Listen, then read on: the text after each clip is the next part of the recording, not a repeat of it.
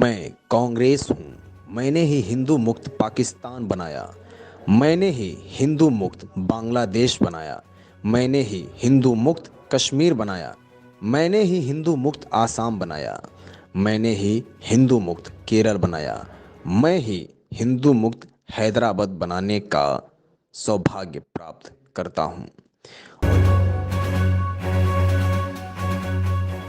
और यदि आप सब हिंदुओं का समर्थन रहा तो अन्य सेकुलर दलों के साथ मिलकर हिंदू मुक्त हिंदुस्तान बना देंगे और देश बांटने का आरोप संघ पर लगा देंगे। मोदी का विरोध क्यों? क्या मोदी कोई विदेशी है जो बाहर से आकर प्रधानमंत्री की कुर्सी पर जबरदस्ती बैठ गए हैं? क्या मोदी का चरित्र दागदार है? क्या मोदी ने कोई भ्रष्टाचार किया है?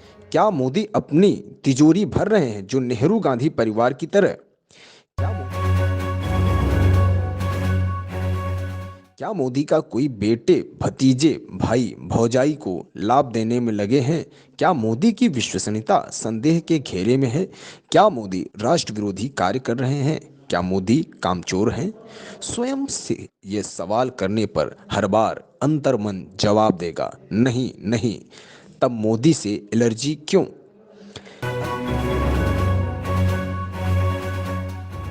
अल्पज्ञानी आरोप लगाते हैं कि राम मंदिर नहीं बनवाया, धारा 370 नहीं हटवाया, पीडीपी के गठबंधन किया, 15 लाख नहीं दिए, अच्छे दिन नहीं आए। तो ये बताओ कि तुम्हें सभी विषयों में 100% नंबर मिले थे क्या? पहले नौकरी लगते ही घर खरीद लिया था क्या? पांचवा तल्ला बनने से पहले मजबूत नींव नहीं बनाई थी क्या? पांचवा गियर पहले लगता है कि पहला गियर? उदाहरण और भी जोड़ सकते हैं। कोई नहीं बताता कि अगर मोदी नहीं तो कौन कौन कौन बना सकता है स्थायी सरकार? कौन बनवा सकता है राम मंदिर? कौन हटवा सकता है धारा 370? कौन करवा सकता है किसानों की सुरक्षा? कौन करवा सकता है भारत की रक्षा? एक साजिश है लुटेरों की ताकि आप फंस जाएं और उनको लूटने को मिले।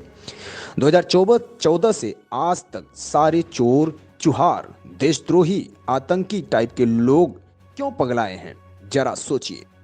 अगर आपने आज मोदी का साथ नहीं दिया तो जैसे वाजपेयी सरकार के जाने के बाद सोनिया की गुलामी 10 साल तक करनी पड़ी थी, अब की बार शायद 100 साल से भी ज्यादा करनी पड़ेगी। खून के आंसू रोना पड़ेगा। सोचिए। हमने अपने देश की बागडोर मोदी जी जैसे एक ऐसे मजबूत और ताकतवर व्यक्ति के हाथों में दी है जो देश के 125 करोड़ हिंदुस्तानियों के भविष्य के बारे में 24 घंटे सोचते हैं और उनके भविष्य को संवारने के लिए निरंतर कार्य करते हैं।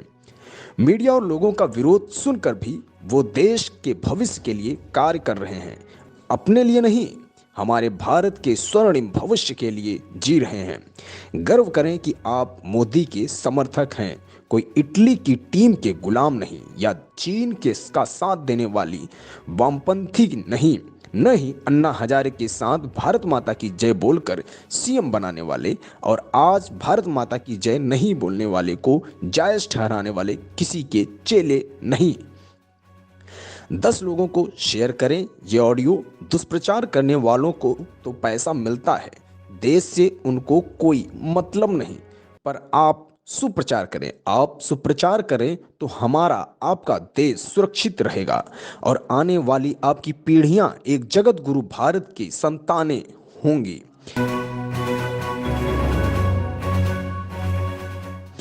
जब देश का बंटवारा हुआ तब सरकार किसकी थी? जब पाक अधिकृत कश्मीर बना तब सरकार किसकी थी? जब मुंबई पर हमला हुआ तब सरकार किसकी थी? जब चाइना ने जमीन हड़पी तब सरकार किसकी थी? जब वीर सैनिकों के सर काट के पाकिस्तानी ले गए तब सरकार किसकी थी? बोफोर्स का घोटाला हुआ तब सरकार किसकी थी? सैनिकों की वर्दी का पैसा खा गए, वो सरकार किसकी थी? सरकारों का कत्लेआम किया, वो सरकार किसकी थी? शिमला का समझौता कर देश की बेशकीमती जमीन पाक को दे दी, तब सरकार किसकी थी? आसाम में हिंदुओं का खून बहा, तब सरकार किसकी थी? कश्मीरी पंडितों को मारा गया तब सरकार किसकी थी? कॉमनवेल्थ घोटाला, कोल घोटाला, 26 घोटाला, 2G घोटाला, तब सरकार किसकी थी? दूरदर्शन के मोनो से सत्यम शिवम सुंदरम हटाने वाली सरकार किसकी थी? भारतीय मुद्रा से सत्यमेव जयते हटाने वाली सरकार किसकी थी? वंदे मातरम का अपमान किया वो सरकार किसकी थी? इंदिरा गांधी के रास्ते में आने वाले लाल बहादुर शास्त्री की ताशकंद में रहस्यमय हालात में मौत हो गई। नेहरू के लिए खतरा बन रहे श्यामा प्रसाद मुखर्जी और दीनदयाल उपाध्याय की हत्या कर दी गई और पुलिस ने आज तक इस साजिश से पर्दा नहीं उठाया।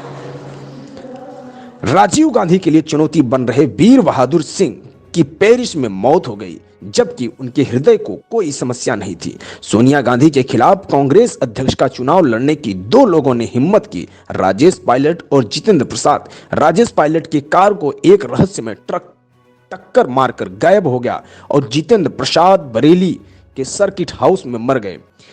इसके पहले सोनिया को चुनौती देने वाले सीताराम केसरी को पार्टी से भगा दिया गया था। राहुल गांधी के लिए खतरा साबित हो रहे माधवराव सिंधिया एक प्लेन एक्सीडेंट में मारे गए जबकि उनका प्लेन ब्रांड न्यू था और उसमें कोई समस्या नहीं थी और किसी भी मौसम में उड़ने वाला सिस्टम लगा था। कांग्रेस और विदेशी कंपनियों के लिए खतरा बन चुके राजीव दीक्षित की मौत हो गई। राजीव भाई की मृत्यु की खबर किसी भी मीडिया चैनल ने नहीं दिखाई। मित्रों, जो भी इस परिवार के अत्याचारों के खिलाफ आवाज उठाता है उसकी रहस्यमय हालात में मौत हो जाती है। सच थरूर की पत्नी भी इस बात का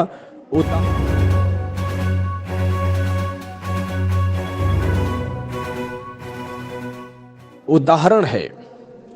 सिर्फ पढ़ो मत, शेयर करो। संविधान की धारा 30A के तहत विद्यालयों में गीता रामायण पढ़ाना क्यों प्रतिबंधित है और मदरसों में कुरान और ईसाइयों को बाइबल पढ़ाने की छूट?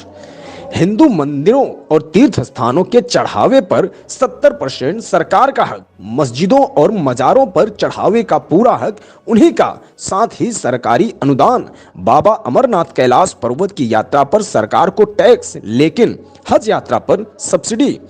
इच्छा है तो इस मैसेज को आगे बढ़ाएं, वरना स्वयं को भारतीय कैसे कहेंगे? जय हिंद।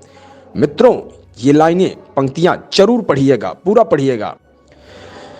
चाइना मोदी के खिलाफ, अमेरिका मोदी के खिलाफ, CIA मोदी के खिलाफ, CBI मोदी के खिलाफ, IB मोदी के खिलाफ, ISI मोदी के खिलाफ, पाक मोदी के खिलाफ, कांग्रेस मोदी के खिलाफ, जदयू मोदी के खिलाफ, BSP मोदी के खिलाफ, सपा मोदी के खिलाफ, CPI मोदी के खिलाफ, CPIM मोदी के खिलाफ, आम आदमी पार्टी मोदी के खिलाफ, लालू भालू मालू कालू राहू माया कजरी सब मोदी के खिलाफ। सारी कायनात लगी है एक शख्स को झुकाने में। जाने किस मिट्टी का इस्तेमाल किया रब ने मोदी को बनाने में।